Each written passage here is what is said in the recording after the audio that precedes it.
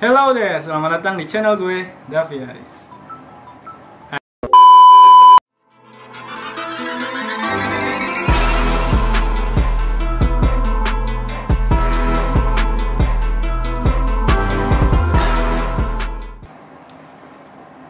Nah, sekarang gue udah kedatangan temen gue waktu SMA.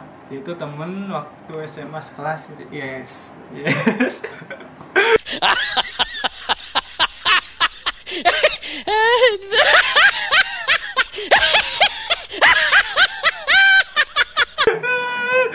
Agak gugup guys, soalnya emang baru pertama. Bener ya? Iya, pertama. Ya, tapi untuk sekarang mungkin gue sama Ari mau ngebahas tentang perjalanan hari di STPI, guys. Sudah. Hah? Iya, STPI? PPI ya nama. Oh, PPI Ini masih sekarang. STPI. Oh, Kan iya. belum ganti karena emang ada corona. Oh, jadi kapan itu gantinya, Ri? PPI itu ganti kemarin 2019. Baru gantinya. Yes. Terus alasan diganti kenapa? Tahu? Diganti dari STPI ke PPI mungkin karena emang sekarang sekolah di bawah Kementerian Perhubungan itu semuanya udah diganti. Dari sekolah tinggi seperti STTD pun sekarang berubah menjadi Politeknik Transportasi Darat Indonesia atau PTDI STTD. Sama kayak STIP juga pun semua berganti. Berganti. Mulai dari 2019. Yes. Sekarang udah tingkat berapa, Ri?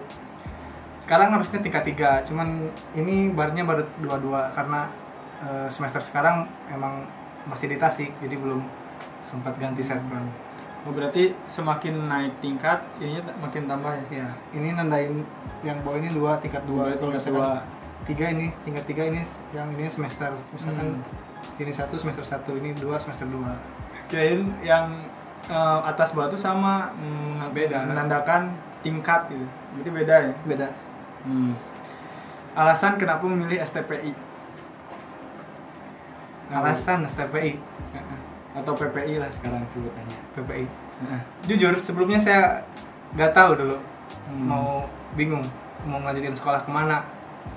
Tapi memang di awal sudah niat itu masuk IPDN. Cuman mungkin emang rezekinya belum di sana. Nah, kebetulan setelah saya daftar IPDN gagal, ada pembukaan yaitu STPI, Sekolah Tinggi Penerbang Indonesia. Nah, awalnya saya emang cuman bisa dibilang iseng daftar ke sini. Coba-coba aja daftar ke kedinasan lain. Nah, akhirnya saya memutuskan STPI. Jujur saya orang awam, nggak tahu apa-apa tentang ilmu penerbangan. Karena emang saya ingin sekolah di kedinasan, jadi ya daripada saya harus menunggu satu tahun lagi untuk daftar di IPDN, akhirnya saya coba daftar di STPI. Dulu kebetulan saya juga lagi menyelesaikan studi semester ganjil saya di salah satu politeknik di Tasikmalaya. Namun karena saya memang mungkin sudah rezekinya di STPI, ya akhirnya kuliah saya yang di politeknik tersebut ditinggalkan. Ya intinya karena memilih STPI itu setelah dijalani, setelah ditelusuri tentang ilmu penerbangan, ya akhirnya saya tertarik. Jadi dan saya nyaman di sini, ya udah kuliah saya ditinggalkan dan akhirnya saya memilih STPI.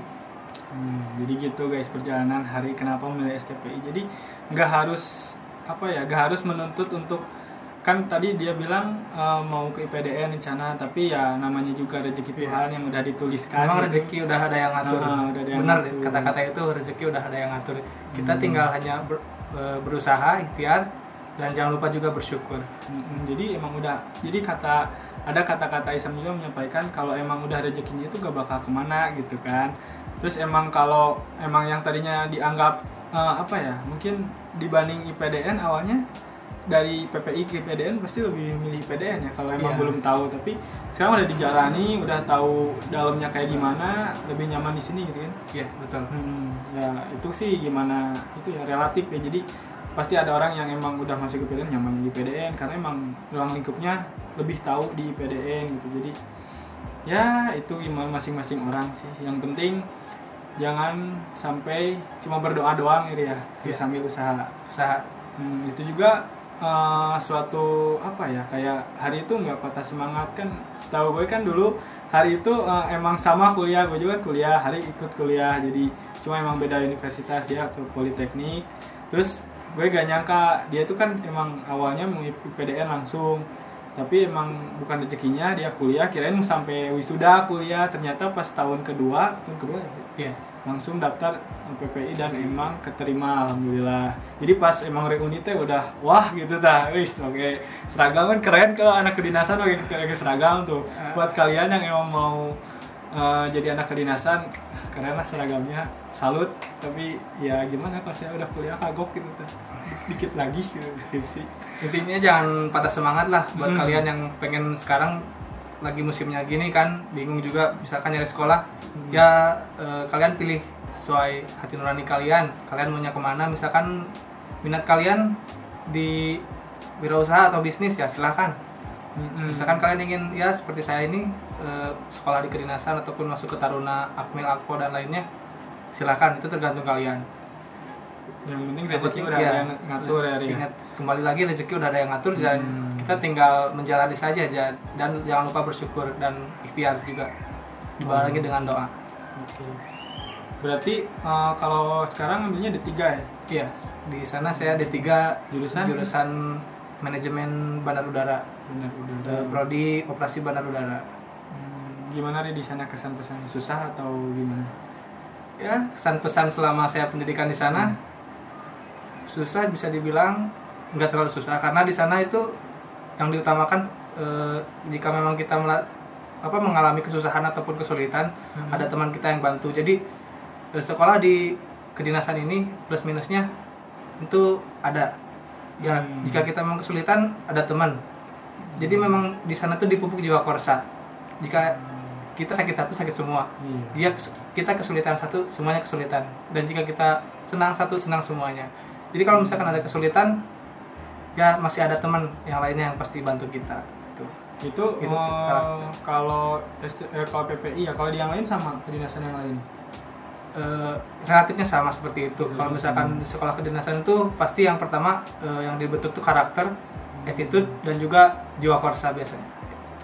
Tuh, jadi emang jangan khawatir bagi kalian yang emang gimana ya. Nanti juga kalau kalian masih ngerasa introvert, nanti juga kalian bakal nemuin lah gimana rasanya berteman di dalam, ya paling kalau kayak gitu kayak suka dikasih permasalahan satu ya. Jadi ya kalau di universitas gitu sih, kalau emang orang-orang yang biasanya introvert jadi berubah ke introvert karena emang waktu ospek itu suka dikasih permasalahan, terus jadi bareng-bareng mencari solusinya bareng-bareng, dan pasti akan temu titik permasalahannya itu, dan solusinya juga pasti akan ketemu sama yang bareng-bareng lah kita lakuin. Berarti kedinasan juga sama gitu ya? Ya, nggak jauh dari itulah sama.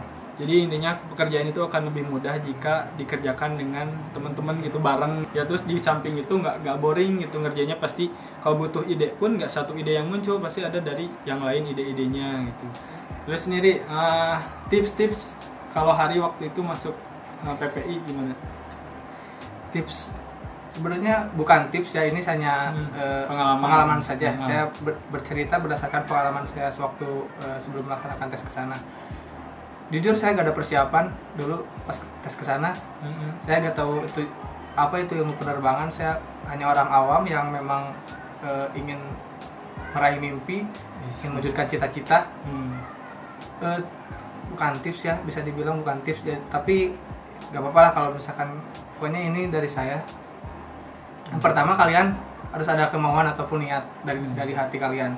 Ada kemauan. Ya, pilih sekolah ataupun instansi yang menurut kalian itu cocok dengan diri kalian. Jadi kalau bisa jangan memaksakan, jangan. Biar enjoy ngejalaninya. Biar nanti kalau misalkan kalian udah betah, ya pastinya nyaman di jalannya. Terus yang kedua, kalau kita udah memang niat, terus tinggal kita jalani aja, kita berusaha. Karena memang sebelum tes itu pasti ada beberapa tahapan. Kalau misalkan di kedinasan ini ada tahapan-tahapannya. Nah, jadi kita hanya ikhtiar dulu aja, berusaha dulu aja, sisanya kita serahkan. Kalau emang rezekinya pasti akan balik lagi ke kita gitu.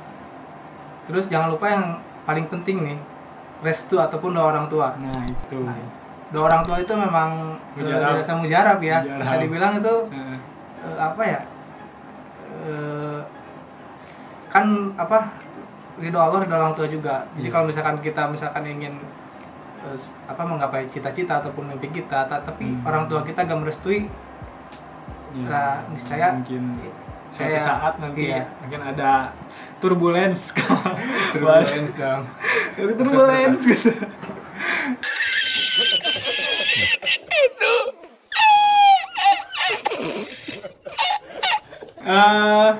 Ada lagi nih gimana? Kalau kehidupan Keseharian. keseharian di sana gimana sih bagi orang-orang yang sekarang mungkin adik-adik atau yang udah kuliah mau rencana ke kedinasan, mungkin pengen tahu kehidupannya gimana sih di sana sehari-hari gitu. Apa terbebani atau kayak apa broken home? Bukan broken home. Jadi homesick atau gimana gitu. Karena emang kan jauh, terus emang ya terbatas lah ya. Gimana? Kalau aktivitas ataupun keseharian di STPI sendiri itu jadi memang sudah diatur dari mulai kita bangun tidur sampai kita tidur lagi itu semuanya sudah ada diatur kan waktunya. Nah, dari mulai pagi gitu kita bangun jam 4 pagi itu kita biasanya persiapan. Terus setelah itu setelah sholat subuh kita melaksanakan binsik ataupun olahraga pagi. Nah, setelah kita olahraga pagi, habis itu bersih-bersih diri, mandi. Setelah bersih-bersih diri ataupun mandi, lalu kita langsung melaksanakan makan pagi bersama-sama di ruang makan. Setelah makan pagi selesai, biasanya ada apel pagi. Itu apel pagi dilaksanakan di lapangan. Itu berbarengan dari tingkat pertama sampai tingkat akhir itu disatukan di sana. Nah, setelah apel pagi, semuanya langsung menuju ke tempat pendidikan ataupun gedung pendidikan masing-masing. Ya, sesuai prodi ataupun jurusannya masing-masing. Sampai jam 4. Rata-rata jam 4 sampai jam 5 sore. Setelah itu baru pulang ke asrama lagi. Setelah di asrama biasanya ada olahraga sore. Setelah pulang dari asrama biasanya semua taruna ataupun taruni itu melaksanakan olahraga sesuai dengan kemampuan dan bakat dan minatnya sendiri masing-masing. Nah, setelah itu melaksanakan bersih-bersih, mandi, sholat maghrib. Setelah sholat maghrib baru melaksanakan makan malam. Setelah makan malam biasanya ada belajar malam ataupun belajar ya waktu jam belajar lah. Itu biasanya dari pukul 8 sampai 9 itu 1 jam untuk belajar malam. Setelah itu apel malam. Setelah apel malam baru kita jadwalnya istirahat malam. Nah, kalau belajar malam itu sama teman-teman gitu atau emang ada pengajarnya apa gimana? Belajar malam itu mandiri, biasanya di barak sendiri-sendiri itu. Kalau misalkan kita ada tugas, ada PR, ya misalkan satu barak kita nih ada yang satu kelas ataupun beda kelas bisa bertukar pikiran. Kita misalkan tidak hanya belajar materi saja, tapi belajar misalkan ilmu-ilmu yang lain lah. Pokoknya dalam waktu 1 jam itu kita gunakan untuk hal-hal yang bermanfaat, belajar apapun itu. Nah, kalau satu barak itu dengan satu jurusan apa emang berbeda-beda jurusan? Ada yang memang satu jurusan, ada yang juga berbeda jurusan. Itu biasanya udah ada yang ngaturnya bagian kanit asrama biasanya. Itu udah ditentukan oleh ketua unit asrama biasanya. Jadi mungkin jadi suatu hal positif ya bagi emang kita yang emang berbeda jurusan. Ya. Kalau emang mencari topik obrolan itu Benar sekali. yang lebih bermanfaat, misal gimana sih di sana? Ya, jadi bakulnya, kita bisa bagaimana? saling bertukar pikiran, Gitu. bertukar informasi juga tentang jurusan kita sama jurusan orang lain. Gak cuma itu aja. Di sana tuh kita gak dari hanya Tasikmalaya, Jawa Barat, terus Jawa Timur lah. Dari Indonesia loh di sana. Seluruh Indonesia Iya. dari Sabang sampai Merauke gitu. Dari Papua, Merauke itu ada, pokoknya bermacam-macam lah, berbagai macam ras suku bangsa di sana. Kalau di sana selalu hari tanda kutip ya ada itu nggak ada diskrimina atau gimana kalau sesama kan terkenalnya dengan solidaritas, tapi kan di sana misal bagi orang yang introvert atau gimana gitu ada diskriminan nggak, atau mungkin dia yang introvert bakal ya nggak ada teman atau gimana gitu? Enggak, di sana enggak ada yang membeda-bedakan lah istilahnya. Kalau memang satu itu orang itu introvert, biasanya yang orang introvert itu kita ajak lah, kita belajar sosialisasi, kita ajak dia supaya gak tertutup lah gitu orangnya, supaya gak introvert lagi. Biasanya kita ajak dia dengan hal-hal yang baru gitu kan, pasti banyak juga lah apa pik namanya hal-hal yang emang bisa dilakukan bersama. iya, hal yang emang bisa dilakukan bersama supaya dia emang gak introvert lagi. Jadi emang dididik kalau emang gimana ya, kalau kita sebagai orang Indonesia sih kadang nggak bodo amat. Jadi perasaannya itu kalau ada satu yang itu kan kayak tadi apa yang Jiwa korsa itu. Jiwa korsa. Jadi kan kalau kita udah masuk ke PPI mungkin akan merasa bahwa kita satu kesatuan. Jadi kalau emang satu sakit ya semua sakit. Gak tega gitu ngeliat temen yang kesepian, gak ada temen. Ya mungkin mereka juga di dalam hatinya yang introvert itu bingung bagaimana untuk berbaur. Tapi kan kita sebagai orang yang lebih luas gitu, lebih banyak teman, udah enak gitu di sana karena emang udah betah. Kita bisa menarik yang introvert itu biar gimana ya, bersatu dengan kita. Iya, gitu. benar. Terus tadi tips udah, sekarang gimana sih masalah prospek kerja? Prospek kerja di sana, apakah kita dengan tes itu masuk PNS langsung atau emang nanti kita harus daftar dulu ke mana, ke penerbangan atau ke airport gitu? Ya, untuk prospek kerja ataupun setelah kita nanti lulus dari PPI, kita bingung mau jadi apa nantinya. Di PPI ini kebetulan ada 3 jalur masuk ya. Ada jalur masuk pola pembibitan yang pertama, yang kedua ada jalur masuk lewat reguler, yang ketiga ada jalur masuk lewat mandiri. Nah, untuk yang jalur masuk lewat pola pembibitan ini memang dia dibentuk untuk menjadi PNS ya, atau ASN nantinya. Jadi untuk yang jalur pola pembibitan ini setelah lulus nanti biasanya dia langsung ada penempatan di, kalau misalkan jurusan saya itu di bandara yang memang dikelola oleh pemerintah, seperti itu. Nah, yang kedua ada jalur reguler ataupun jalur ya yang biasa lah kita lakukan. Itu yang kalau jalur reguler itu biasanya dia masih harus ada tes lagi, yang setelah nanti kita lulus dari sana, dari PPI ini ada tes wawancara itu, terus ada TOEFL sama tes kesehatan. Ya, begitupun yang mandiri juga sama seperti itu, biasanya ada tes lagi. Cuman jangan khawatir bagi kalian yang nanti setelah lulus itu ada tes lagi lah, harus mikir lagi, jangan gitulah. Karena memang biasanya itu yang di PPI ini karena emang udah berdiri sejak sekolah, bisa dibilang sekolah tertua penerbangan di Indonesia ini. Jadi memang semua bandara ataupun semua instansi ini udah tahu lah, udah mengenal PPI dari mulai awal namanya itu API ataupun Akademi Penerbangan Indonesia dulunya. Jadi ya kalau misalkan suatu instansi atau perusahaan, jika ada memang orang PPI daftar ataupun misalkan melamar pekerjaan, biasanya suka diutamakan daripada sekolah yang memang ataupun orang lain yang memang belum tahu seluk-beluknya tentang penerbangan. Misalkan orang awam mau melamar pekerjaan di bidang penerbangan, karena di PPI ini semua ilmu penerbangan mencakup loh, dari mulai pilot sampai ke manajemen operasionalnya dipelajari semuanya. Jadi ada nilai plusnya di sekolah di sini.